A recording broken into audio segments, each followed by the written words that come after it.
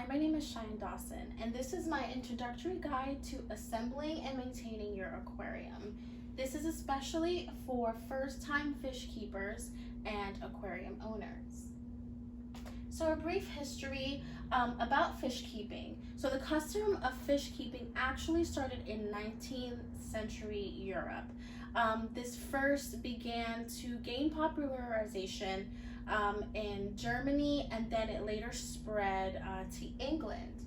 Modern interest began in Europe and spread to places like Portugal, Spain, and even France. So the first step is the preparation of your aquarium. And this is initially where you go and you buy all the things to prepare for your fish keeping process. So the initial tank preparation consists of unpacking your aquarium and other equipment. The second thing is to thoroughly rinse the aquarium. Now you do this because when you initially buy something from the store, in this case the aquarium, it will have bacteria and residue in the tank that will potentially be harmful for the fish that you plan to put in. So to avoid this, never use detergents or commercial cleaners while you are cleaning the tank. The only thing that you should be using to clean the tank initially is warm water and a clean sponge. The second important part of the aquatic setup is to place the aquarium on a stand. This is usually a stand that will be recommended by the manufacturer of your tank. The reason for this is each tank has a different circumference, a different length, a different width. So you want to make sure that you are positioning the tank on a stand that will hold it. And then secondly, when you do position this tank, make sure that it's away from any drafts, any heaters, and any direct sunlight. When you have your tank, your aquarium in your home, make sure that you're keeping it in a darker area of your house.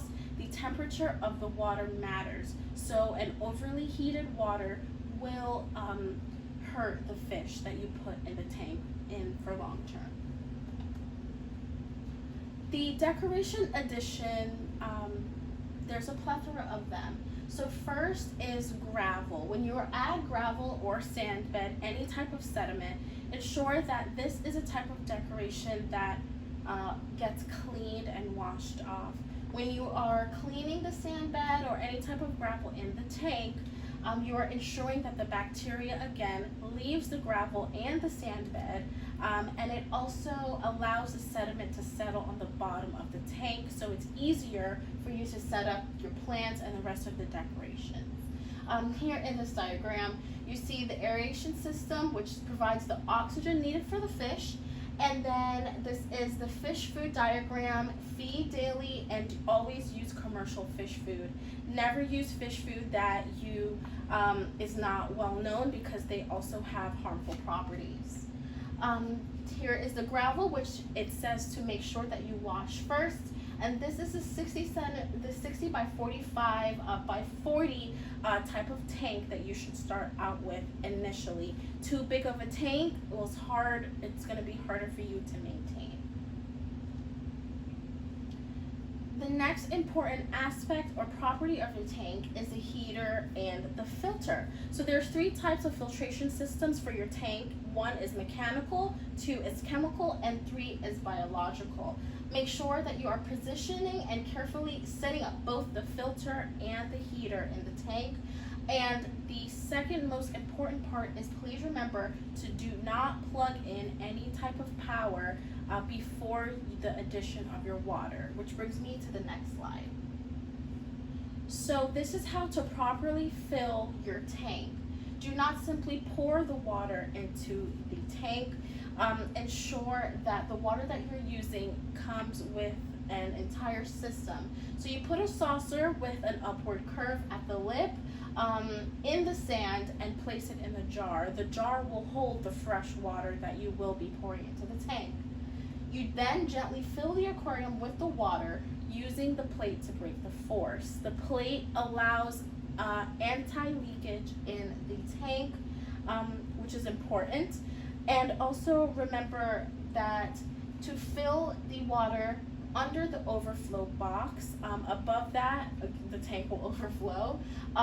This shows the water returning into the tank and the water out of the tank. So when you're adding the fresh water, make sure that it's below that line.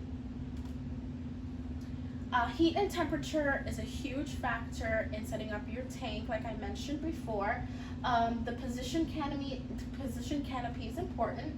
The second thing is to plug in your heater, your filter, and any lights. Now it is okay to do so. To plug it in, it will start to heat up your water for the fish. After you do that, you check your water temperature. Make sure that it has been stabilized between 75 and 80 degrees.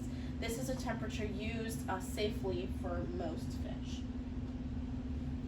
Fish stocking and environment setting is probably one of the most important things that you will do for your tank and your aquarium. So stocking has to do with the type of fish that you decide to put inside of your tank. You stock fish that have similar chemical compatibilities. This includes temperature, the water hardness, and fish that have the same pH levels and balance.